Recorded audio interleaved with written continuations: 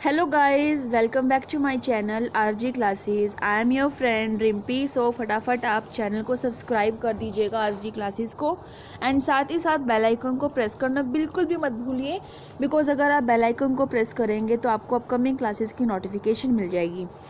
And guys, मैं Unacademy पर भी टीच करती हूँ। रिम्पी गोयल मेरी आईडी है, वहाँ पर मैं वेरीफाइड एजुकेटर हूँ, तो आप वहाँ पर जाकर भी मुझे फॉलो कर सकते हैं। आप मुझे हेड डेडिकेट कर सकते हैं एंड अपने फ्रेंड्स को भी ये चैनल रिकमेंड कर सकते हैं। ठीक है, तो चलिए हम स्टार्ट करते हैं। आज हम इस वीडियो में करने वाले हैं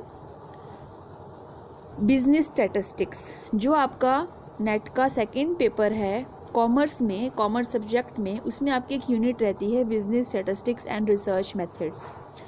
ये जो यूनिट है बहुत ज़्यादा इम्पॉर्टेंट है एंड स्टूडेंट्स इसको बहुत कॉम्प्लिकेटेड समझते हैं, बहुत डिफ़िकल्ट समझते हैं, बट दरअसल बिजनेस स्टैटिस्टिक्स बिल्कुल भी कॉम्प्लिकेटेड नहीं है। बात यहाँ पर आएगी स्मार्ट स्टडी की। हम यहाँ पर करेंगे स्मार्ट स्टडी। एंड गाइस, आप बिलीव कीजिए, आप अगर मेरे अकॉर्डिंग ये सारी चीज़ें पढ़ेंगे तो आपके जो इसमें से 5 to 6 क्वेश्चंस आते हैं, आप उसको बिल्कुल करेक्ट अटैम्प्ट करके आएंगे क्वेश्चंस को। यस, ठीक है। तो पहले हम आज की क्लास स्टार्ट करने से पहले थोड़ा सिलेबस डिस्कस कर लेते हैं कि आपका क्या सिलेबस रहेगा, आपको इसमें क्या पढ़ना है। इसमें आपको एक जो बहुत मेजर बेनिफिट मिलेगा वो ये मिलेगा कि जो आपका फर्स्ट यूनिट में, आपका जो आपका फर्स्ट पेपर में जो आपकी सेकेंड यूनिट होती है रिसर्च मेथड्स की, आपका इसमें इस यूनिट के थ्रू आपका वो सिलेबस भी यहाँ पर कवर हो जाएगा।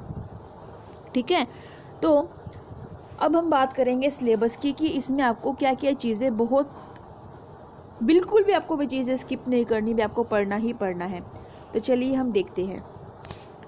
Measure of central tendency, measure of dispersion, measure of skewness बहुत ज़्यादा इम्पॉर्टेंट है। इसमें जो फॉर्मूलेज रहते हैं, लाइक मीन को निकालने के बहुत सारे मेथड्स हैं, बहुत सारे फॉर्मूलेज हैं, डायरेक्ट मेथड, इनडायरेक्ट मेथड, बहुत सारे मेथड्स इसमें आप पढ़ेंगे सेंट्रल टेंडेंसी में, मीडियन, मोड। आपको जस्ट इसके सिर्फ फॉर्मूलेज लर्न करने हैं। ठीक है, कभी भी आपको कोई क्वेश्चन नहीं देंगे कि आप इसको सोल्व करें। नेट के पेपर में आपसे फॉर्मूला पूछा जा सकता है कि टिक कीजिए कि इसमें से कौन सा करेक्ट फॉर्मूला है, लेकिन ये फॉर्मूले पूछे जाने के चांसेस कम रहते हैं। ठीक है, आपको जस्ट इनका मतलब समझना है कि सेंट्रल टेंडेंसी क्या है, इसमें मीन, मीडियन, मोड के बारे में क्या क्या बातें की गई है, जस्ट उनका एक ओवरव्यू लेना है। ऐसा नहीं है कि आपको सारे के सारे बैठकर प्रैक्टिकल सॉल्व करने हैं। ठीक है, यहाँ पर आपका कहीं ना कहीं टाइम कंज्यूम होगा। अगर आपकी unit with in 5 to 6 days हो जाती है और आपको लगता है कि मैं 3-4 डेज़ और लगा सकता हूँ, तब आपको, अगर आपकी विश है कि आपको प्रैक्टिकल सॉल्व करना है तो आप प्रैक्टिकल सॉल्व कर सकते हैं, बट बिल्कुल भी इम्पॉर्टेंट नहीं है, क्योंकि यहाँ पर ऑब्जेक्टिव टाइप आपके क्वेश्चंस रहते हैं। ठीक है, आपको कोई एक प्रॉपर टेबल नहीं दी जाएगी कि आप इसके क्वेश्चंस आप इसको बैठ के सॉल्व कीजिए। मोस्ट इंपॉर्टेंट रहेगी आपकी बेस थ्योरम। आपको पता होना चाहिए कि बेस थ्योरम का क्या कॉन्सेप्ट है। सबसे इम्पॉर्टेंट, वेरी वेरी इंपॉर्टेंट, इसमें से आपका एक क्वेश्चन तो ज़रूर आएगा, 100%, 101% आपका क्वेश्चन आएगा ही आएगा इस पॉइंट में से।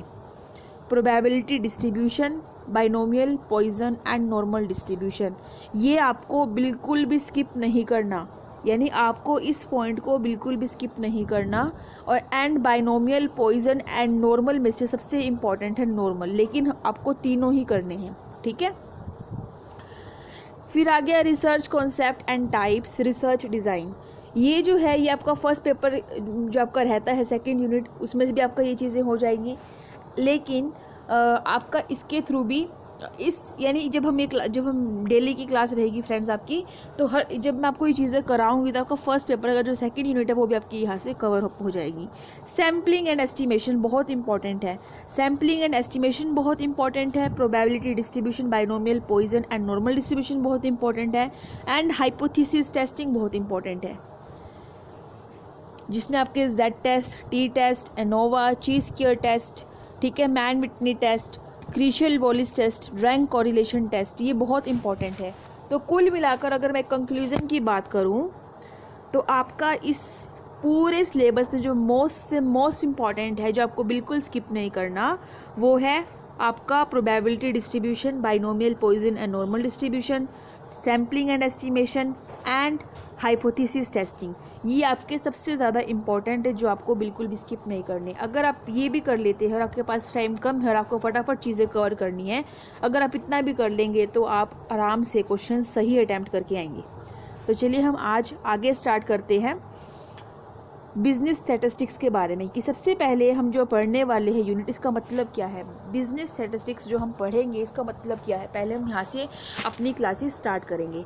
लेकिन सबसे पहले आज मैंने सिर्फ सिलेबस डिस्कस किया है, नेक्स्ट मेरी क्लास रहेगी, मैं बिजनेस स्टैटिस्टिक्स से आपको पूरा कंप्लीट कराना, लाइन बाय लाइन कराना स्टार्ट करूँगी। पहले मैं आपको इंपॉर्टेंट चीज़ें कराऊँगी जो आपके एग्जाम के लिए इंपॉर्टेंट है, फिर हम प्रैक्टिकल सॉल्व करेंगे। ओके, तो आज के लिए सिर्फ इतना ही। मैंने आपसे आज इस छोटी सी मैंने जो ये वीडियो बनाई है, इसमें मैंने सिर्फ आपसे सिलेबस डिस्कस किया है कि क्या इंपॉर्टेंट है, क्या इंपॉर्टेंट नहीं है, क्या करना है, क्या नहीं करना।